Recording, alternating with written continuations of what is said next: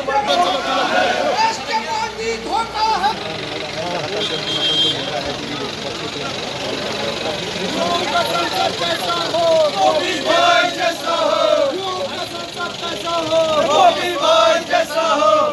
देखा बार बॉबी भाई अपनी बार, सबको देखा बार बॉबी भाई अपनी बार, बॉबी भाई तुम संघर्ष करो, हम तुम्हारे साथ हैं। बहुत बहुत धन्यवाद इनका। तो साथियों, हमारा नेता कैसा हो, बॉबी भाई जैसा हो। अभी हमारे पास ग्राम सभा रेखा से श्री फूल सिंह बिष्ट, अगर वो यहाँ पर है तो सामने आ जाए। फूल सिंह बिष्ट और उनकी धर्मपत्नी श्रीमती रीता देवी ने एक सहयोग राशि का लिफाफा हमें दिया है। तो आप सभी लोग को बहुत बहुत धन्यवाद देते हैं। ऐसे युवाओं की जरूरत है, क्योंकि अमरजीत राणा कड़ी में हमारे बीच में बैठे हैं खंबा खाल के प्रधान श्री राजेश दोगुना जी, उनका भी इस मंच पर हार्दिक स्वागत अभिनंदन। बहुत सारे लोग हैं और मैं एक बात रखें, 26 साल का लड़का जना आप लोग का बड़ा बच्चा 26 साल का लड़का में क्या अकल, जितना भी हमारा लोग जितना भी हमारा जो LIC बोला या फ्लाइंग स्क्वाड हुआ, एकदम इनको ये बोली नहीं कि सरकार के खिलाफ अगर कोई कार्यक्रम हो तो सरकार तय कार्यक्रम में नहीं होने देगी। तो उनको प्रयास होने की किसी भी तरह से हमारा दुष्प्रचार न हो। पहले प्रत्याशी हमारे जो जगजोहर से भारतीय जनता पार्टी के दिनों एक बार हम ये बोल सकते कि जो बजट आई थे, जो नीति जो सांसद नीति थी, आधे से ज्यादा ये पिछाड़ी गए, वापस गई के तक भी हमें मंथन करें। आप लोगों डर अभी सारे लोग एक बात कर सकते। मैं इस जय ओणेश्वर महादेव व स्वयं नागराजा की धरती को, इस छाती माटी को प्रणाम करते हुए यहाँ पर भगरा पट्टी, पहाड़ पट्टी, ऊपरी रमाली, रेखा पट्टी, राणका पट्टी से आए हुए समस्त लोगों का और हमारा भी मुख्य कार्यकर्ता जी श्री नारायण सिंह राणा जी, जिलाध्यक्ष सेक्रेटरी श्री प्रदीप सिंह मोदी जी, प्रधानाचार्य MDS श्री दीपक कुमार जी, समाज सेवी अमित रांगड़ जी, श्री धनवीर रंगेला जी, श्री राजमोहन रावत जी, श्री नीरज रांगड़ जी, अभय टूडी जी, श्री परवीन असवाल जी, श्री सुभाष कुमार जी, श्री दीप रावत जी, मुकेश रावत जी, श्री कुलवीर चौहान जी, उप प्रधान घड़ियाल गांव, श्री सौदन कुरियाल जी, जिला अध्यक्ष प्रतापनगर इकाई UPD, और हमारे मंचासीन हमारे पूर्व विधायक प्रत्याशी रहे भाई व्यास जी, और हमारे सभी युवा साथी और हमारे वरिष्ठ जन, मैं आप सबका धन्यवाद करना चाहता हूं, आप सबका आभार प्रकट करना चाहता हूं कि आप सभी ने जिस प्रकार से हमारा स्वागत अभिनंदन किया, उसके लिए हृदय की गहराई से आपका हार्दिक धन्यवाद करता हूं। आज हम खुद को गौरवान्वित महसूस कर रहे हैं कि हम उस धरती पर हैं जिस धरती पर वीर उत्तम सिंह जी जैसे ने जो जन्म लिया था, कप्पू चौहान जैसे जो वीर योद्धा थे, उन्होंने जन्म लिया था। आज हम उस धरती पर हैं जहां हमारे हिमालय बचाने के लिए, वन बचाने के लिए जो मुहिम चलाने वाले स्वर्गीय श्री सुंदरलाल भागुड़ा जी की इस धरती पर है। मैं अपने आप को सौभाग्यशाली समझता हूं। आज हम आप लोगों के बीच आशीर्वाद लेने आए हैं, हम आज आप लोगों के बीच समर्थन लेने आए हैं।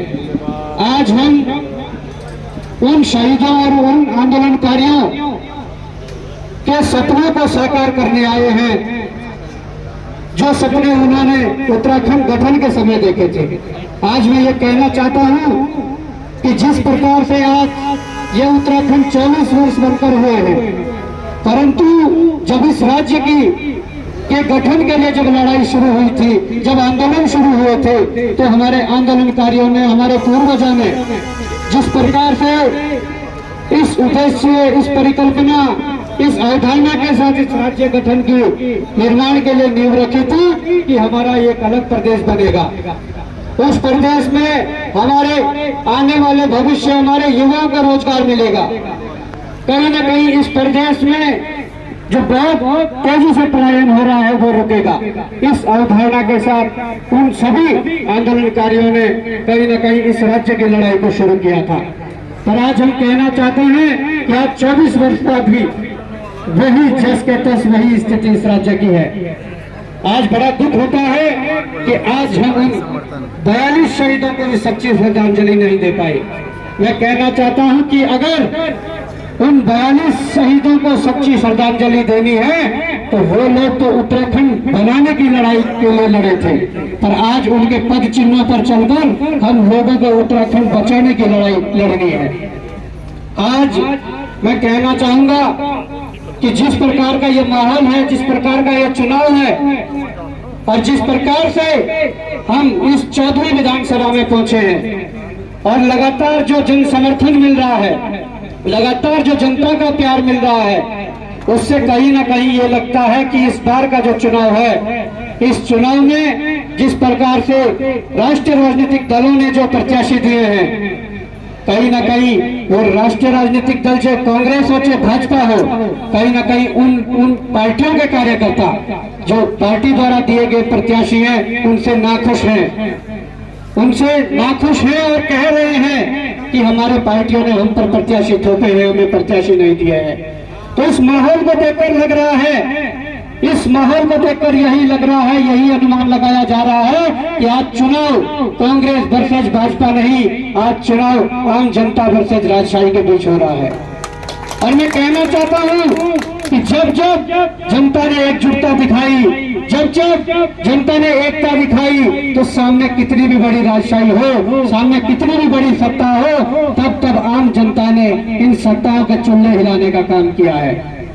आज मैं ये कहना चाहता हूं कि आज इस क्षेत्र में, इस पहाड़ में, इस राज्य में जिस प्रकार से विकास की धारा से ये राज्य बहुत पीछे छूट गया है, जो मुख्य धारा में हमारे पहाड़ के गांव को नहीं जोड़ पाए हैं, सुदूरवर्गीय क्षेत्र को नहीं जोड़ पाए हैं, हम ये कहना चाहते हैं कि हमारे इस पहाड़ को हमारी सरकारों ने अनाथों की तरह छोड़ दिया है। ये मैं इसलिए कह रहा हूं कि आज पहाड़ पर विकास के नाम पर बिल्डिंगें तो खड़ी हो रही है, पर मैं ये भी कहना चाहता हूं अगर वो बिल्डिंग स्कूल की खड़ी हो रही है तो उसमें शिक्षक नहीं है। मैं ये कह रहा हूं कि यदि वो बिल्डिंग अस्पताल के नाम पर खड़ी हो रही है तो उस अस्पताल के अंदर डॉक्टर नहीं है, उस अस्पताल के अंदर एक्सरे मशीन नहीं है, उस अस्पताल के अंदर वो मूलभूत सुविधाएं भी नहीं है, जहां पर अगर कोई थोड़ा सा गिरकर किसी के पांव में मोच आ जाए तो उससे भी ऋषिकेश देहरादून की दौड़ लगानी पड़ रही है। मैं कहना चाहता हूं कि आज ये लड़ाई है, आज ये उत्तराखंड के अस्तित्व और अस्मिता की लड़ाई है।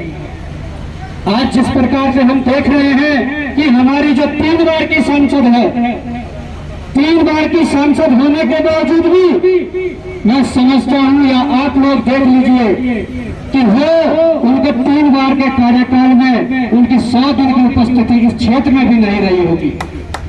और ये दुर्भाग्य है इस क्षेत्र को आगे बढ़ाने के लिए, इस क्षेत्र के विकास के लिए जो सांसद निधि के रूप में पैसा आता है, ये हमारा दुर्भाग्य है कि हमारी सांसद महोदया उस पैसों को भी यहाँ से लैप्स करवा के वापस कर देती है।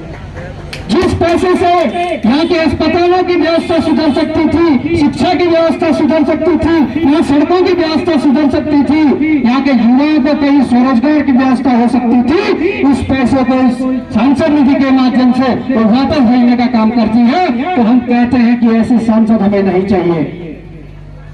हमें हमारे बीच रहने वाले लोग जो अनेकों मुद्दों को प्रदेश के अंदर संघर्ष कर रहे हैं, उन लोगों को हमारे बीच से आगे जाना पड़ेगा। देखिए, जो हिम्मत की बात है, ये जनता चुनाव लड़वा रही है। जनता के साथ मिलकर जिस प्रकार से सड़कों पर संघर्ष किया है, आज जनता ने मन बनाया है कि उनके भी कोई बात रखने वाला, उनकी मुद्दों को रखने वाला, उनके मुद्दों पर लड़ने वाला कोई विधानसभा या संसद के अंदर होना चाहिए। तो ये जनता ने आदेश किया है, निर्देश किया है, उनके आदेशों का, निर्देशों का पालन हुआ है और आज इस चुनाव में खड़े हैं। आपने अभी जो है टेहरी डैम में 50% की जो बात करी है, अगर आप चुनकर जाते हैं तो क्या इसको आप करेंगे आगे? बिल्कुल, देखिए, हमारी ये मांग प्राथमिकता में रहेगी कि जिस प्रकार से उत्तराखंड को ठगा जा रहा है, जिस प्रकार से उत्तराखंड के सैकड़ों गांव वहां पर समा गए हैं, हजारों लोगों को पलायन करना पड़ा है। आज अगर बादल फटने की सबसे ज़्यादा घटनाएं हो रही है तो टिहरी डैम के कारण हो रही है। उसके बाद भी टिहरी डैम में केवल उत्तराखंड को 12% की रॉयल्टी मिलना दुर्भाग्यपूर्ण है। और मैं समझता हूँ कि अगर हम चुनकर जाते हैं तो भारतीय संसद के भीतर इस बात को बड़ी प्रमुखता से रखा जाएगा कि इस उत्तराखंड में बना डैम, जहां पर उत्तराखंड के 50% स्वामित्व का अधिकार होना चाहिए। क्योंकि ये सरकारें इसलिए भी आवाज़ नहीं उठाती है क्योंकि ये सोचती है कि अगर इस पर फैसला लिया गया, इस पर डिसीजन दिया गया तो कहीं ना कहीं उत्तराखंड में तो 5 सीटें हैं, 80 सीटें यूपी में, वो सीटें नाराज़ हो जाएंगी, वो लोग नाराज़ हो जाएंगे, इसलिए फैसला लेने से डर रहे हैं। पर अगर जनता हमें चुनकर भेजेगी, इसके लिए भारत की संसद के अंदर उठाया जाएगा, प्रमुखता से इस मांग को उठाया जाएगा।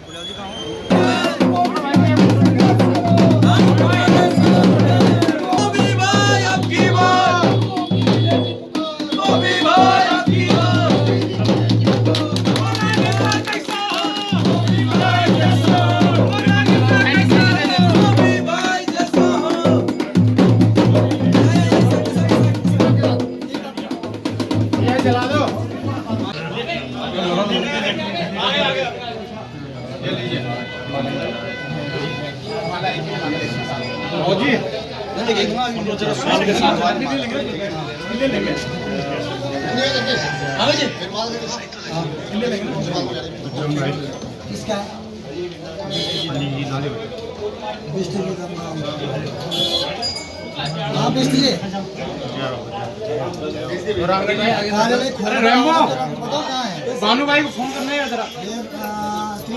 भोजन का कहाँ पे करवा रहे हैं? वहीं पैतृक मूर्ति के ऊपर एक दुकान बेकरी। विजय भाई क्या है ना?